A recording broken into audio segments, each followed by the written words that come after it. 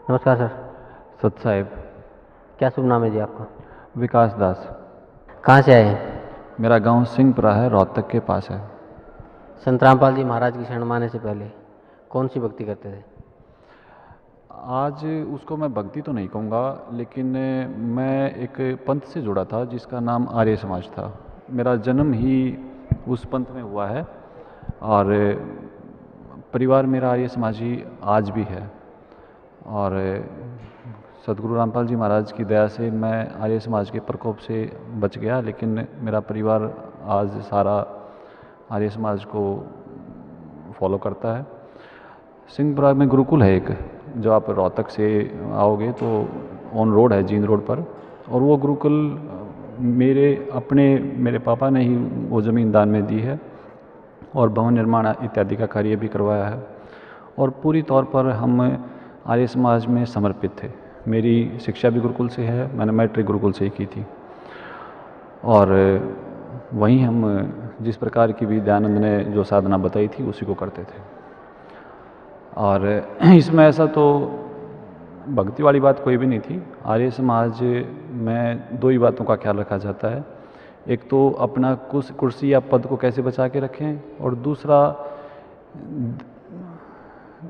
दान या जिसको मैं कहूँगा चंदा इकट्ठा करने का कोई फंडा कैसे बनाया जाए, गऊओं के नाम पे बनाया जाए या किसी शिक्षा गुरुकुल के नाम पे बनाया जाए। तो भक्ति कोई भी नहीं थी, ये मैं आज समझ पा रहा हूँ। भक्ति सिर्फ एक ही है जो सतगुरु रामपाल जी महाराज बताते हैं। संत रामपाल जी महाराज से जुड़ने से पहले महर्षि दयानंद जी को आप क्या मानते थे? महर्षि दयानंद को मैं ऋषि मानता था। और ऐसा ऋषि की परिभाषा आर्य समाज में ये बताई जाती है कि जिसका परमात्मा से साक्षात्कार हो चुका हो और जिसने धर्म को जान लिया हो। और मैं उनका फॉलोअर था और अंधविश्वास करता था इस बात पे कि जो स्वामी दयानंद ने कह दिया वो अक्षर अक्षर सत्य है। और तमाम हिंदुस्तान में सिर्फ एक दयानंद ही ऐसे हुए हैं जिनको परमात्मा का ज्ञान हुआ है, और उन्होंने उस सारे ज्ञान को अपनी पुस्तक सत्यार्थ प्रकाश या दूसरी पुस्तकों के माध्यम से समाज को दिया है। संत रामपाल जी महाराज की शरण में कैसे आए? संत रामपाल जी महाराज की शरण में आने की कहानी 2006 के आसपास शुरू हुई। संत रामपाल जी महाराज ने स्वामी दयानंद के बहुत सारे विषयों पर आपत्ति टिप्पणियाँ और एक ऐसा मंच तैयार किया, एक ऐसी अद्भुत शुरुआत की जो शायद इतिहास में कभी नहीं हुई। इन्होंने एक ज्ञान चर्चा के नाम से एक ऐसा मंच तैयार करने की कोशिश की जिसमें आर्य समाज से चर्चा की जा सकती थी, और उसका माध्यम था मीडिया, प्रिंट मीडिया। अखबार के माध्यम से संत रामपाल जी महाराज ने सत्यार्थ प्रकाश में जो भी आपत्तिजनक बातें थी उनको प्रकाशित करवाया, और आर्य समाज के सदस्यों से प्रार्थना की कि आप कृपया इसके बारे में बताएं कि ये इन बातों का अर्थ क्या है और ये सत्यार्थ प्रकाश में क्यों लिखी गई हैं, और क्या ये बातें एक सभ्य समाज में लागू की जा सकती हैं। मैंने उस अखबार को पढ़ा था, और जब मैंने उस अखबार को पढ़ा तो मुझे एक झटका लगा कि संत रामपाल जी महाराज को इस तरह की बातें नहीं लिखनी चाहिए थी, क्योंकि ऋषि दयानंद ये बातें नहीं कहते। मैंने सत्यार्थ प्रकाश को पढ़ा। जब मैंने उसको पढ़ा तो अक्षर अक्षर सत्य थी वो बातें जो अखबार में दी गई थी। मैंने दोबारा फिर सत्यार्थ प्रकाश को पढ़ा, और पढ़ने के बाद मुझे एक झटका लगा कि ये बातें हो कैसे सकती हैं। सबसे बड़ी जो घातक मेरे लिए थी कि चौथे समोल्लास में ऋषि दयानंद ने वो बातें लिखी हैं जो एक ऋषि कह ही नहीं सकता। वो इतनी ओछी और घटिया बातें हैं। मैं सत्यार्थ प्रकाश को लेके जो आर्य समाज के जिम्मेवार आचार्य थे उनके पास गया, और मैंने उनसे उस चर्चा के बारे में बात की कि इस तरह के प्रश्नों का जवाब हमें देना चाहिए। और मुझे इस बात का यकीन है कि जो दयानंद कहना चाहते थे वो हम नहीं समझ पाए, या संत रामपाल जी उस चीज़ को नहीं समझ पाए जो ऋषि दयानंद का संदेश था। लेकिन मैं उनसे जो प्रश्न चौथे समोल्लास के बारे में करता तो वो मुझे 8वें या 7वें के बारे में बात करते। मैंने बार बार उनसे प्रार्थना की कि आप चौथे समोल्लास के बारे में ध्यान केंद्रित करें और मुझे ये बताएं कि ये जो विवाह नियोग इत्यादि का वर्णन किया गया है चौथे समोल्लास में, इसका क्या प्रयोजन है, इसमें किस प्रकार के, इसको हम तार्किक आधार पर कैसे प्रमाणित कर सकते हैं। लेकिन उन आचार्यों ने इसका मुझे कोई जवाब नहीं दिया।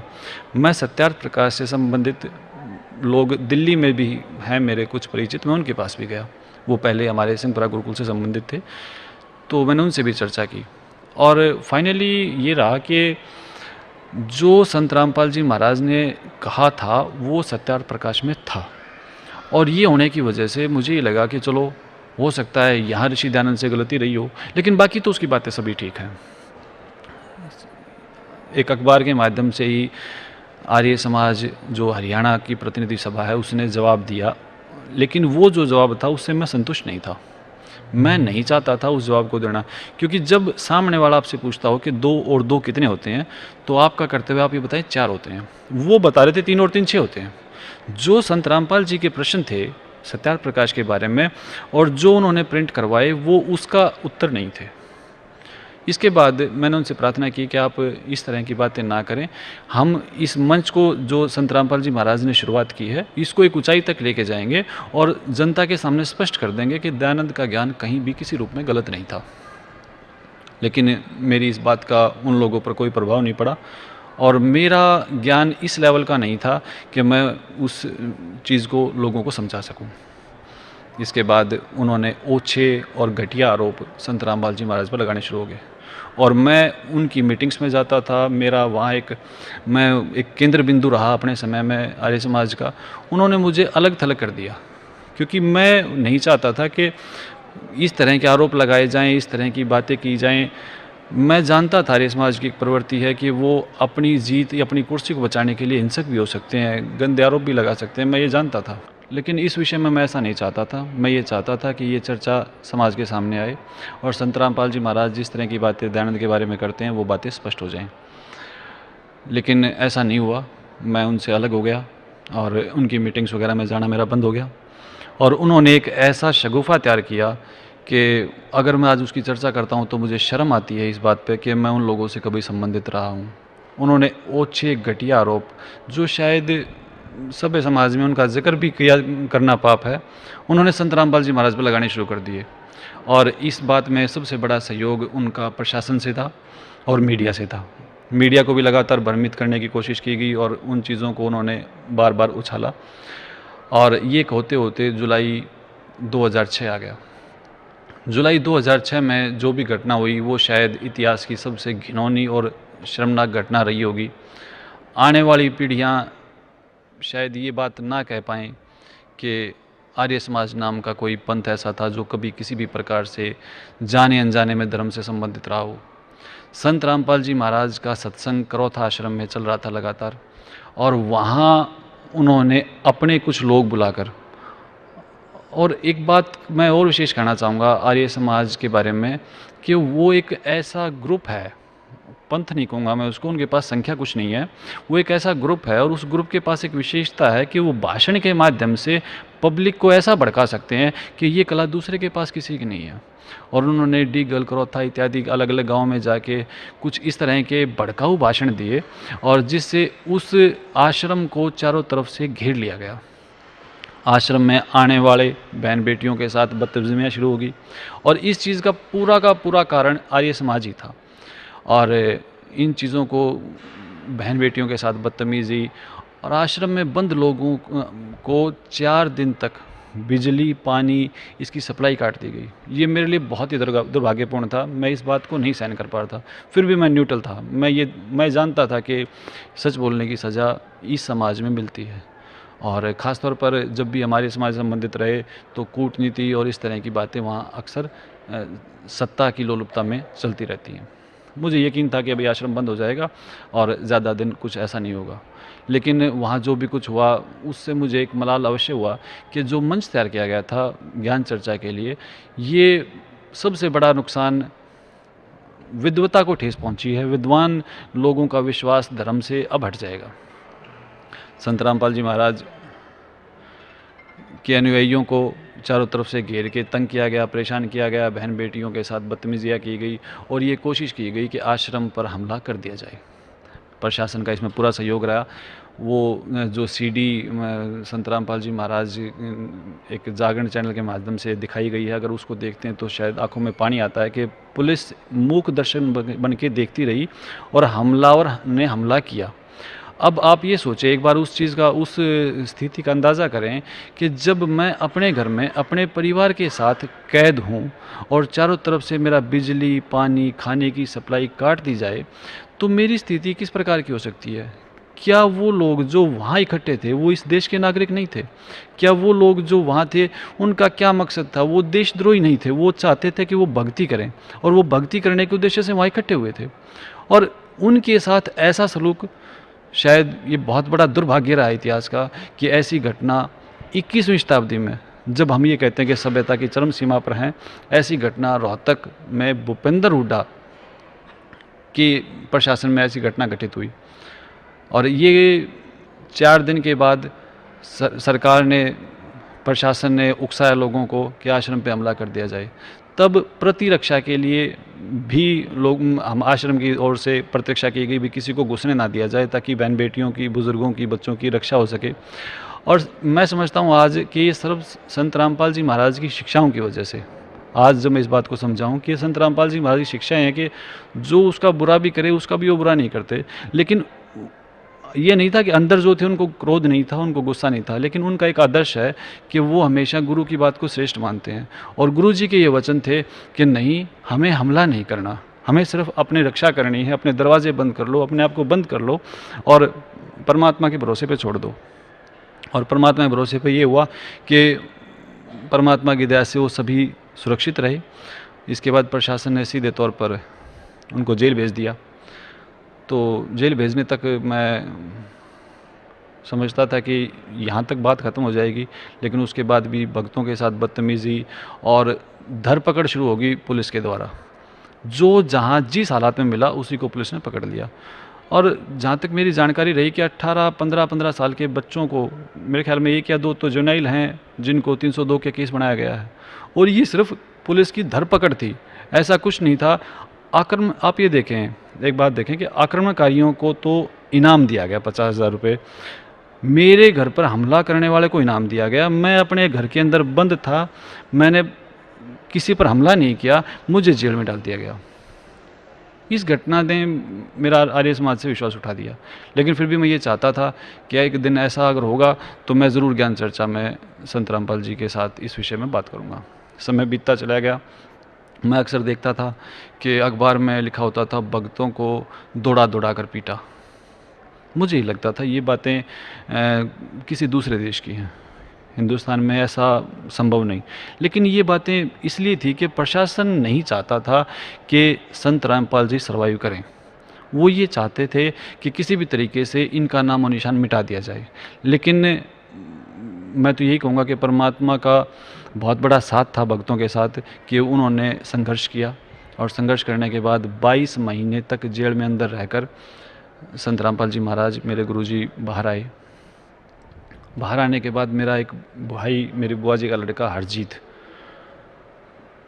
उसको मैं समझाने के लिए चला गया कि भाई अगर आपको गुरु बनाना है तो आप कोई और बना लें। मुझे लगता नहीं कि इनका भविष्य ज़्यादा लंबा है, क्योंकि जब प्रशासन और एक पंथ विशेष जो काफ़ी हिंसक है, जब वो किसी के विरुद्ध हो जाए तो ज़्यादा लंबी बात नहीं हो सकती। तो उसने कहा कि क्या आपने संत रामपाल जी महाराज का ज्ञान सुना है? मैंने कहा हाँ सुना है, और ज्ञान तो किताबों से पढ़ के कोई भी दे सकता है। वैसे तो हमें आवश्यकता नहीं कि हम गुरु बनाएं, हमारी शिक्षा पूरी हो चुकी है और हम स्वयं दूसरों के गुरु हैं। आप को फिर भी बनाना है तो और बहुत सारे गुरु हैं, आप किसी प्रकार की समस्या में ना पड़ के गुरु कोई और बना लें। तो उसने मेरे को कहा कि आप ऐसा करो, एक सत्संग सुनो। तो उन्होंने सत्संग चलाया, सीडी चलाई। उसमें मैं ज़्यादा तो मैं याद नहीं रख पाया, लेकिन मुझे एक बात ने बहुत अंदर तक भेज दिया। वो शब्द थे, कौन ब्रह्मा का पिता है और कौन विष्णु की माँ, शंकर का दादा कौन है, हमको दे बता। 15-20 मिनट का मैंने सत्संग सुना होगा और मेरे को इससे अलग कोई बात याद नहीं रही और मैं सो गया। उसके बाद ये बात मेरे दिमाग में रहती भी, कौन ब्रह्मा का पिता है और कौन विष्णु की माँ और शंकर का दादा कौन है, ये तो बड़ा अद्भुत बात है। इस बात में दो ही बात हो सकती है, या तो ये झूठ है और या फिर ये बहुत बड़ा ज्ञान है जिसकी तुलना दूसरे किसी ज्ञान से नहीं की जा सकती। उसके बाद 302 का मुकदमे में हरजीत बंद था, रोहतक उसकी तारीख लगती थी, तो मैं उसके पास फ़ोन करता, मैं उसको बुलाता कि आप मेरे पास आओ। ज़्यादा मेरी कोई नहीं थी, लेकिन मेरी एक नीयत ये थी कि मैं चुपके से उसकी सीडी गाड़ी से निकाल लूं, क्योंकि मेरा अहंकार काफ़ी बड़ा था। मैं नहीं चाहता था उससे प्रश्न करूं, क्योंकि मैं बहुत अपने आप को समझदार सोचता था, उससे बड़ा मानता था।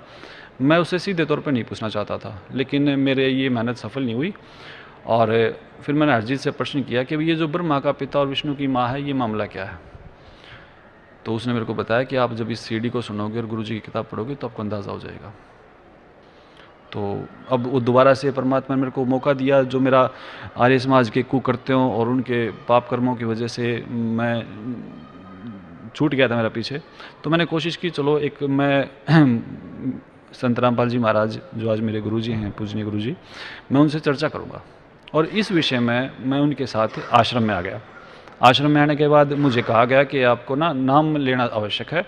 नाम लेने के बाद गुरुजी सबसे मिलते हैं, और गुरुजी का समय इतना ज़्यादा व्यस्त होता है कि शिष्यों से ही मिलना पूरा नहीं हो पाता। बाहर के लोगों के लिए उनके पास समय की कमी के कारण नहीं मिल पाते वो। मैंने कहा कोई बात नहीं, मैंने सिर्फ ये सोच के कि ये गेट पास है, आप कहीं भी जाते हो किसी से मिलने तो वहाँ की कुछ फॉर्मेलिटीज़ होती हैं, आपको वो पूरी करनी है। और मैंने उस फॉर्मेलिटी को पूरी किया। अंदर गए, संत रामपाल जी महाराज एक आसन पर विराजमान थे। वहाँ ज्ञान चर्चा तो नहीं कहूँगा मैं उस वक्त को, लेकिन परिचय अवश्य हुआ। उस परिचय के बाद जब मैं आया तो मुझे एक चीज़ ये लगी कि जो नाम मुझे दिया गया है, जो मंत्र मुझे दिया गया है, ये अद्भुत है। इसमें एक बहुत बड़ी मुझे एक खिंचाव महसूस हुआ कि ये कुछ ऐसा है जो मुझे चाहिए था। और मुझे सर्वाइकल पेन था गर्दन में, और मैंने उस मंत्र का वैसे ही जाप किया कि ये मंत्र है तो चलो मैं जाप करता हूँ। मैंने जाते वक्त जाप किया तो मैंने काफ़ी झटके दे के देखा तो मेरे को सर्वाइकल पेन नहीं रहा। तो घर जाके मैंने मेरी पत्नी बच्चों को बताया, भाई एक ऐसा अद्भुत मंत्र है और तुम इसका जाप करो। क्योंकि इससे पहले मैं कभी किसी गुरु प्रथा से जुड़ा हुआ नहीं था, तो ये ज्ञान मुझे नहीं था कि इस प्रकार मंत्र ना बताना चाहिए। बताने वाले को भी नुकसान होता है और जो उसको करेगा तो उसको भी उसकी हानि होगी। अब उन्होंने उस मंत्र का जाप किया तो जो दर्द मेरा ठीक हो चुका था वो दोबारा से हो गया। मैं नहीं समझ पाया। मैंने कहा चलो खैर जो भी था, कुछ देर के लिए मेरे को सहरा मिला। इसके बाद मेरा आश्रम आना लगातार जारी रहा और मैं सत्संग सुनता। तो मैं यहाँ से जाता आश्रम से, घर जाके मैं पुस्तकें पढ़ता। मेरे जन्म से वेद मेरे घर में है और मैं उन प्रश्नों को तैयार करता, 20-20 घंटे में पढ़ता। तो एक बार मैंने ये किया कि मैं पूरी तैयारी मैंने कर ली। मेरे पास तकरीबन 20 से 25 क्वेश्चन के बीच में मैंने तैयार किए, और मैंने ये निश्चित कर लिया था कि इन प्रश्नों का जवाब कोई व्यक्ति दे ही नहीं सकता, क्योंकि वो बहुत ही ज़्यादा मेरी मेहनत के बाद मैंने उनको तैयार किया था। और सबसे बड़ा चमत्कार ये हुआ उस दिन कि आज भी मेरे को वो जगह याद है, बरवाड़ा आश्रम में मैं जहाँ बैठा था। तो उस प्रश्न का या तो मुझे पता था या परमात्मा को पता था, दूसरे किसी से मैंने उनको शेयर नहीं किया था। और मेरे गुरुजी संत रामपाल जी महाराज ने जब सत्संग किया तो उन सभी प्रश्नों का उत्तर उस सत्संग में ही दे दिया, और मैं यूँ टिक मार करता चला गया। मेरा हमेशा एक ये रहा है कि मैं भले ही विरोधी रहा हूँ, लेकिन मैंने कोशिश यही रखी है जीवन में कि मैं सच्चा रहूँ। मैं उस दिन अपने आप को बहुत हारा हुआ, टूटा हुआ महसूस कर रहा था कि ये तो जो भी कुछ हुआ ये जीव नहीं कर सकता, ये शक्ति कुछ और है। उस दिन मैंने दंडवत किया और मैंने गुरुजी से प्रार्थना की, गुरुजी मैं आपको समर्पित हूँ। और वहाँ से फिर मैंने ज्ञान को समझने की और इससे आगे की बात शुरू हुई। तो आर्य समाज के बारे में तो मैं सिर्फ ये कहूँगा कि कुछ ऐसे दुष्ट लोगों की एक मंडली है, उनके पास कोई जन समर्थन नहीं है, लेकिन उनके पास भड़काऊ भाषण है जिससे वो कुछ लोगों को भावुक करके कुछ देर के लिए अपने साथ जोड़ देते हैं। अब बात रही दयानंद के बारे में, तो दयानंद के बारे में गुरुजी सत्संग करते और उन सभी विषयों को स्पष्ट करते जो सत्यार्थ प्रकाश में लिखे थे। गुरुजी का बड़ा ही एक ऐसा मेथड है कि आप अनजान से अनजान आदमी को समझा सकते हो। सत्यार्थ प्रकाश खोलते और खोल के फिर दिखाते कि देखो इसमें ये लिखा हुआ है, और फिर वेद खोलते, और वेद जो है कोई वेद समस्या नहीं है, लेकिन आर्य समाज ने वेदों को एक समस्या बना रखा था कि वेद एक ऐसी चीज़ है जिनको समझने के लिए आपको संस्कृत का बहुत बड़ा प्रकांड पंडित या कुछ ऐसा ज़रूर होना पड़ेगा और तभी आप वेदों को समझ पाओगे। लेकिन सबसे अद्भुत बात यह है कि वो जब हिंदी में अनुवादित हैं तो उसमें संस्कृत का प्रकांड पंडित होने की बात कोई ज़्यादा बड़ी नहीं है। गुरुजी बताते देखो वेद जो कहते हैं वो ये कहते हैं और सत्यार्थ प्रकाश कहती है वो ये कहते हैं। अब ये तुलना एकदम स्पष्ट थी और इसमें किसी भी प्रकार का कोई भी संशय नहीं था। सर पहले आप आर्य समाजी थे, अब संत रामपाल जी महाराज से जुड़े हुए हैं जी। तो पहले भी आपने वेदों को पढ़ा जी। और आज भी आप वेदों को पढ़ते होंगे, तो क्या आप मानते हैं कि स्वामी दयानंद को वेदों का ज्ञान था? देखो, वेदों का ज्ञान होना तो एक बहुत बड़ी बात है कि स्वामी दयानंद को वेदों का ज्ञान था। मैं तो आज ये मानता हूँ कि स्वामी दयानंद को संस्कृत का भी ज्ञान नहीं था। जब आप एक देखो, एक सीधी सी बात है, उसको बड़ी सरल भाषा में मैं कहने का प्रयास करूंगा। जब आप किसी पुस्तक का अनुवाद करते हो, वो पुस्तक पहले से किसी और भाषा में है और आप उसको अपनी किसी भाषा में अनुवादित करते हो, तो आपको ये कोई अधिकार नहीं है कि आप उसमें से किसी भी एक अक्षर को छोड़ दो, या उसमें अपना कोई पहले से आपकी कोई धारणा है आप उसको उसमें लागू कर दो। आपका धर्म ये कहता है कि आप उस पुस्तक के एक एक अक्षर का वो अनुवाद करो जो उसका मकसद है। अब दयानंद ने जब वेदों का अनुवाद करना शुरू किया तो उससे पहले उसकी धारणा बन चुकी थी नकली गुरुओं के पास जाके कि परमात्मा निराकार है। उसने पूरे वेद में कोशिश की है अनुवाद करते वक्त।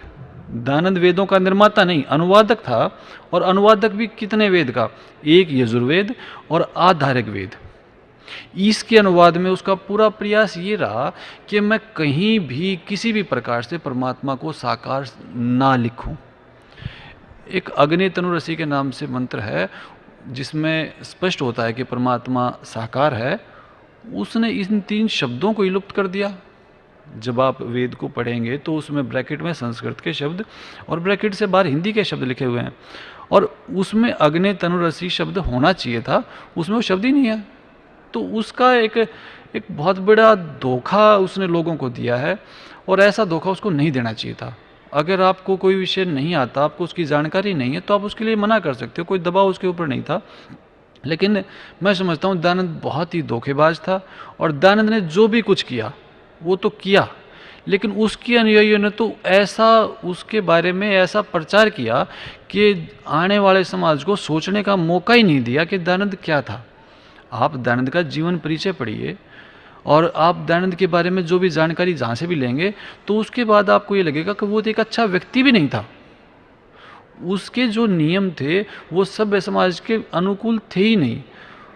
जब एक बहुत ही साधारण सी बात है, इसको सभी समझते हैं कि नशा करना बहुत गलत है। आप एक बच्चे से पूछेंगे तो वो कहेगा कि नहीं, हुक्का और ये नशा इत्यादि तंबाकू का सेवन करना गलत है। और दयानंद इनका सेवन करता था, और सेवन भी उस वक्त करता था जब वो अपने आप को ये मानता था कि मैं ज्ञानी हो चुका हूँ, मैंने चावल छोड़ दिए हैं, मैंने योग करना शुरू कर दिया है, मैं दूध पीता हूँ। और फिर कहता मैं भांग भी इतनी ज़्यादा पीता हूँ कि मैं बेसुध हो जाता था। यानी कि योगी अपने आप को वो साबित करना चाहता है, और फिर उसको ये ज्ञान नहीं है कि आपको भांग का सेवन नहीं करना चाहिए। और सेवन ये आर्य समाजी बहाना करते हैं, मेरे मित्र जो आर्य समाज में है, कि वो थोड़ी बहुत दवाई के रूप में ले लिया करता। लेकिन उसके जीवन की खुद की उसकी आत्मकथा, मेरे पास उसका एक प्रमाण भी है, उसमें खुद उसने अपने हाथ से लिखा है कि इतनी ज़्यादा पीता था कि बेसुध हो जाता था। अब आप खुद ये अंदाज़ा लगाओ कि भी ऐसा व्यक्ति जो भांग का सेवन इतनी अत्यधिक मात्रा में करता हो, फिर आपको ऋषि कहना शुरू कर दें। देखो, कुछ तो आपको चाहिए। और दयानंद का स्टेटस किसी भी प्रकार से ऐसा नहीं था, लेकिन उसके अनुयायियों ने क्या किया कि भाई किसी भी प्रकार से हमें अपनी रोजी रोटी चलानी है। उस वक्त हमारा जो समाज था वो इतना ज़्यादा पढ़ा लिखा नहीं था। हमारे बुज़ुर्ग, आदरणीय बुज़ुर्ग जो उन्होंने ऐसे कैसे ये मान लिया कि ज़रूर ये शिक्षित व्यक्ति हैं और ये जो भी कहते होंगे वो सत्य कहते होंगे। अब संत रामपाल जी ने, जब मेरे गुरुजी महाराज ने सब विषयों ग्रंथों का अध्ययन किया, तो उनको ये लगा कि वेद एक ऐसा प्रमाण है परमात्मा के बारे में जिसमें हमें काफ़ी सहयोग मिल सकता है संगत को समझाने के लिए। और जब उन्होंने वेदों को उठाया तो दयानंद के द्वारा अनुवादित वेद बिल्कुल गलत, और ऐसा उसने मैं एक सिंपल भाषा में कहना चाहूँगा कि अड़ंगा कर दिया एक ऐसी पवित्र पुस्तक का जिसका बहुत ही सुंदर, बहुत ही अच्छा अर्थ होना था, लेकिन अपनी भावना से ग्रसित एक बीमार, मनोरोगी, मनोवैज्ञानिक रूप से कमज़ोर व्यक्ति ने उस वेदों के अनुवाद का ऐसा अनर्थ कर दिया कि शायद मेरे गुरुजी से पहले कोई भी उसके इस बात को समझ ही नहीं पाया। आप खुद भी, मैं आपसे प्रार्थना करता हूँ, वेद हिंदी में हैं, हर जगह मिलते हैं, आप उसको उस वेद मंत्र का अर्थ पढ़ के देखें और फिर मेरे को ये बता दे कि मेरे को समझ में आ गया। अरे हिंदी भाषा है, हिंदी भाषा को भी ऐसे इस तरीके से लिखा है कि आप उसको नहीं समझ सकते। अब वेदों की ज्ञान, परमात्मा की बातें, ये तो बहुत दूर की बात है। संस्कृत का अनुवाद भी जो व्यक्ति ढंग से ना कर पाए उसको वेद ज्ञानी कहना तो मैं समझता हूँ गलत है। ऐसा बिल्कुल नहीं है, वेद ज्ञानी वो बिल्कुल नहीं था। परमात्मा की उसको कोई जानकारी नहीं थी। और उसको क्या, मैं तो आज मेरे गुरुजी महाराज की कृपा से ये जान गया हूँ कि दयानंद आनंद को नहीं, परमात्मा की जानकारी किसी को भी नहीं रही। परमात्मा की जानकारी के लिए सबसे बड़ी बात है कि वो स्वयं आते हैं और अपनी जानकारी स्वयं देते हैं। कभी भी ऐसा संभव नहीं हो सकता, जीव की क्षमता नहीं है कि वो परमात्मा के बारे में जानकारी रख सके। अब आर्य समाज के बारे में तो आप जानते ही हैं कि क्रोथा कांड जैसा घृणित अपराध उन्होंने किया है। उनके पास भक्ति विधि तो कोई नहीं है, किसी भी प्रकार का कोई भी आर्य समाजी कोई भी भक्ति नहीं करता, स्पष्ट है ये। उनके पास लोगों को भ्रमित करने का, एक समुदाय को मजबूत करने का एक तरीका है कि वो एक हवन करते हैं और उस हवन में लकड़ियाँ और वो सब करते हैं, ताकि उससे उनका मकसद ये कि ऐसा दिखावा हो जाए कि जिससे लोग उन पर केंद्रित हो जाएं। बाकी कोई भी भक्ति विधि, मैं, मेरे मित्र हैं आर्य समाज में, मैं उनसे बहुत बारी प्रार्थना कर चुका हूँ कि मुझे बता तो दो कि दयानंद ने भक्ति की विधि बताई क्या थी, और ऐसी कौन सी घटना थी जिसमें दयानंद का परमात्मा से साक्षात्कार हुआ था। भाई वो कितनी आयु के थे, किस जगह पर थे जहाँ पर परमात्मा प्रकट हुए और उनको परमात्मा का साक्षात्कार हुआ। देखो, जैसे हमें गुरुजी, मेरे गुरुजी बताते हैं कि दादू साहिब को साबरकांठा में मिले, गीसा जी को खेकड़ा में मिले, आदरणीय गिरिदास जी साहिब को छुड़ानी गांव में परमात्मा मिले, और उसके जब उनको परमात्मा मिले उसके बाद उनके जीवन में इस तरह का परिवर्तन हुआ। तो मैं ये जानना चाहता हूँ कि दयानंद को परमात्मा मिले कब, या उनको अनुभव कैसे हुआ। और सबसे बड़ी बात कि जब आप बताते ही निराकार हो, क्या निराकार कोई भी वस्तु है निराकार है, क्या निराकार से मिला जा सकता है? निराकार से मिला जा सकता नहीं, लेकिन वो इस बात को समझना चाहते नहीं। उन्हें पता है, वो निश्चित तौर पर ये जानते हैं कि संत रामपाल जी महाराज के ज्ञान का कोई तोड़ नहीं है, वो जानते हैं, वो परिचित हैं, लेकिन उनकी मजबूरी, उनके निजी स्वार्थ है। मैं ये नहीं कहूँगा कि वो अनजान है, लेकिन निश्चित तौर पर उन्हें पता है, लेकिन उनके स्वार्थ बीच में आड़े आए हुए हैं और वो बाधा बने हुए हैं उन लोगों को आने में। लगातार आज भी मैं समझता हूँ इतनी बड़े बड़े बातें हुई हैं, और एक आप ये देखें कि भंडारा तो एक ऐसी चीज़ है जो आपके वैसे भी साधारण सांसारिकता में कहीं चल रहा है, तो इंसान ये कोशिश करता है कि वहाँ मैं कोई योगदान कर दूँ, और योगदान करने का सामर्थ्य नहीं है तो कम से कम मैं उसमें कोई बाधा तो ना बनूं। करोथा आश्रम में एक सदावर्त एक भंडारा तो चल रहा था ना, जो स्पष्ट रूप से सभी गांव वालों को, आसपास वालों को पता था कि एक भंडारा चल रहा है, और एक परम संत के सत्संग वचन चल रहे थे। उनको इतनी शर्म नहीं आई, भाई कम से कम तुम ये तो कार्य ना करो, ये भंडारा तो तुम बंद ना करो, ये सत्संग के जो वचन, ये भक्ति करने की प्यासी जो आत्माएं हैं ये यहाँ इकट्ठा होती हैं, ऐसे कर्म तो उनको ना करने चाहिए थे। और उसके बाद फिर क्या दावे करते हैं कि कभी क्रोधाश्रम को नहीं खुलने देंगे। उधर से भूपेंद्र हुड्डा इतना सहायक हो चुका है कि मैं समझता हूँ आने वाली पीढ़ियाँ रावण को भूल जाएगी। अरे ऐसा प्रशासन, आप कहाँ, किसको क्या मुंह दिखाओगे, क्या जवाब दोगे कि आपने किन लोगों के विरोध में ये घृणित कार्य किए हैं। सर, संत रामपाल जी महाराज से नाम उपदेश लेने के बाद आपको क्या लाभ मिला? मैंने पढ़ा था ये कि 3 तरह के दुख जीव को होते हैं, मानव को होते हैं। उनमें से एक अध्यात्म, एक अधिदेव और एक अधिभूत। पढ़ा तो बहुत कुछ था, निवारण किसी चीज़ का नहीं मालूम था, बस ये तो पता था बीमारियां ये हैं, लेकिन उनकी औषधि क्या है ये नहीं जानकारी थी। इन्हीं चीज़ों को 3 ताप कहकर मेरे गुरुजी महाराज संत रामपाल जी महाराज ने समझाया कि परमात्मा कबीर साहिब की भक्ति पिछले पापों का नाश करती है, और 3 ताप के रोग को सिर्फ यही भक्ति काटती है। इसमें बहुत बड़ी बड़ी बातें, जैसे ऋग्वेद मंडल 10 सूक्त 161 का मंत्र 2 ये बताता है कि अगर जीव मानव शरीर को छोड़कर मृत्यु देवता के पास भी जा चुका हो तो वो परम शक्ति, वो परमात्मा कबीर उसको दोबारा से शरीर में लाकर 100 साल की आयु और दे सकता है। ये वेद का मंत्र है जिस पर किसी प्रकार की संदेह की गुंजाइश नहीं। लेकिन एक बार सोचो, क्या संसार जो इतने सालों से वेद को उठाए फिर रहा है, ये क्षमता किसी में थी? ये क्षमता है मेरे गुरुजी महाराज के द्वारा दी गई सद्भक्ति में, कि किसी भी प्रकार का कोई दुख, मृत्यु से बड़ा तो कोई दुख नहीं।